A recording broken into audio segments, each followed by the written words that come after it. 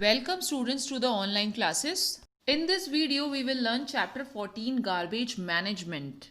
Chapter 14 garbage management. Students, in this chapter you will learn how to manage garbage. यानी कि आपके घर में different types के garbage होते हैं, यानी कि उन गार्बेज को किस तरीके से मैनेज करना है you will learn in this chapter.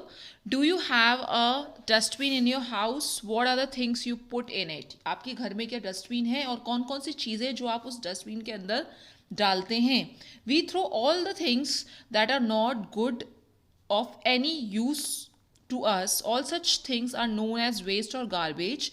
Things like vegetable peels, empty polythenes, paper bag, used paper napkins, empty match boxes, cans, bottles, chocolate wrappers, pencils, shaving, etc. are waste. यानी कि आप अगर हम बात करें तो आप उस डस्टबिन के अंदर सारी की सारी चीज़ें डालते हैं, जैसे कि जो चीज़ें जो आपके यूज़ में नहीं है. कुछ चीज़ों के नाम बताऊंगी, जैसे कि उन सारी चीज़ों को आप वेस्ट बोलते हो, आप गार्बेज बोलते हो, यानी कि कचरा बोलते हो.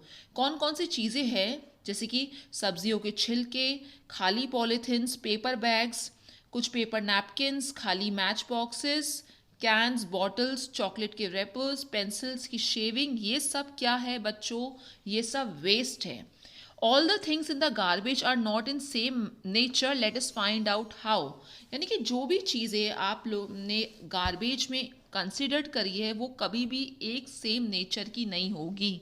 ऐसा क्यों है? Let us find out how. The contents of the first bottle, vegetable peels, fruit peels, breadcrumbs, start rotting in a few days. A foul smell comes out of the rotting things. The things that rot easily are called biodegradable wasted. यानी कि students, जैसे कि कुछ अगर हम चीज़ों की बात करें, जैसे कि सब्जियों के छिलके, फ्रूट्स के छिलके, ब्रेड क्रम्स, ये जो चीज़ें होती हैं बच्चों, वो कुछ ही दिनों में रोट होना यानी कि सड़ना स्टार्ट हो जाती हैं. और इसके अंदर से जब ये रोट होती हैं तब इसके अंदर से एक स्मेल आना स्टार्ट हो जाती है. ये जो चीज़ें हैं जो आराम से विद इन फ्यू डेज जो रोट हो जाएंगी, जो सड़ना स्टार्ट हो जाएंगी, उन वेस्ट को हम बोलेंगे बच्चों बायोडिग्रेडेबल वेस्ट. बायोडिग्रेडेबल वेस्ट का मतलब क्या होता है? Wet waste. वेट वेस्ट जो इजीली रोट हो जाए, ठीक है, और रोट होकर ये एक कंपोस्ट मैन्योर में चेंज हो जाए.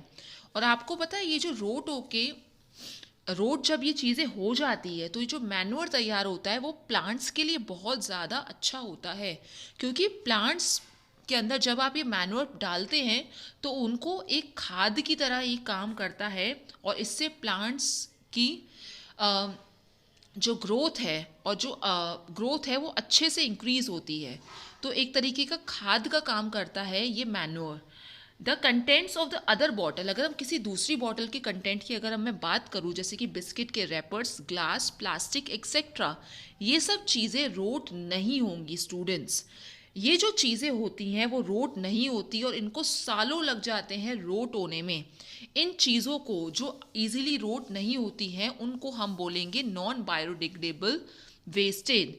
ये जो नॉन बायोडिग्रेडेबल वेस्ट है वो हमारे इन्वायरमेंट में एक बर्डन का काम करते हैं. It's add to the burden of garbage.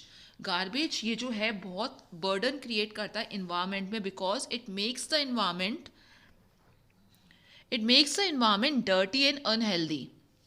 क्योंकि ये सब चीज़ें जब बर्न होती है, प्लास्टिक की बॉटल्स, पॉलीथीन, जब कोई बर्न करता है इसको तो इसमें से इतनी हार्मफुल गैसेस निकलती हैं which is not good for our environment.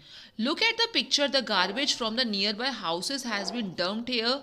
Strain animals like dogs, pigs and cows come here to search of something to eat. यानी कि ऐसा जो सीन आपको इस पिक में दिखाई दे रहा है, इस फोटो में दिखाई दे रहा है, वैसा सीन आपको अपनी आसपास भी दिखाई देता होगा, because this is the actual reality कि किस तरीके से जो हमारा गार्बेज होता है वो किसी डब्बे में या किसी तरीके की किसी डब्बे में, बाल्टी में नहीं पड़ा रहता है, वो बाहर छोड़ दिया जाता है.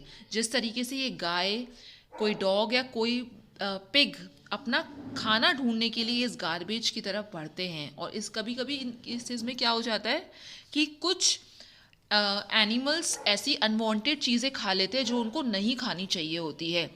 Throwing garbage in the open attracts flies and other insects. They spread diseases to in human beings and other animals. यानी कि इस तरीके से जब हम गार्बेज बाहर छोड़ देते हैं तो मक्खियाँ, फ्लाइज, इंसेक्ट्स उस पर अटैक करते हैं, उस पर अट्रैक्ट होते हैं.